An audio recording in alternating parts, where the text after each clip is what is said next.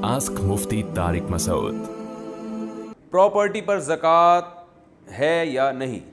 अगर किसी के पास एक या एक से ज़ायद रिहायशी प्लॉट हों जो कि इसने मुनाफे पर बेचने की नीयत से नहीं ख़रीदे बल्कि सेविंग के तौर पे ख़रीदे हैं, तो क्या ऐसी प्रॉपर्टी पर ज़कात फ़र्ज़ है?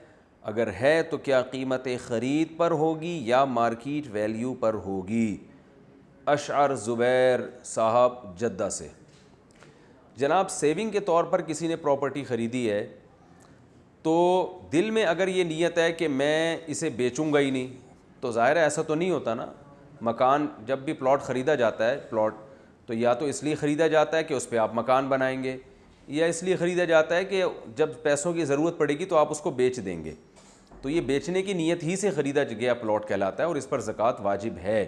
ख़ुलासा ये निकला कि वो प्लॉट जो आपने बेचने की नीयत से ख़रीदा था और अब तक वो नीयत आपकी बाकी भी है कि बेचूंगा मैं इसको, यानी घर नहीं बनाऊंगा इस पे, मैं बेचूंगा मैं इसको, तो उस प्लॉट पर आपको ज़कात देनी पड़ेगी। और जब ज़कात की तारीख़ आएगी ना, तो उस वक्त जो उसकी मार्केट वैल्यू होगी, यानी जिस पर आप का ये ख्याल हो कि मैं बेचूंगा तो इस कीमत पे प्लॉट बिक जाएगा, तो उस मार्केट वैल्यू के हिसाब से आपको ज़कात देनी पड़ेगी।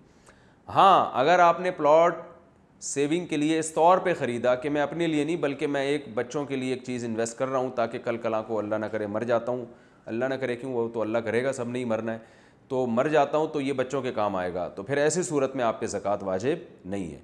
तो प्लॉट पे, प्रॉपर्टी पे ज़कात उस सूरत में वाजिब होती है कि बेचने की नीयत से ख़रीदा जाए और वो नीयत ताहाल बाकी हो। अगर नीयत चेंज हो गई तो भी ज़कात साक़ित हो गई, चाहे बाद में बेच ही क्यों ना दें उसको।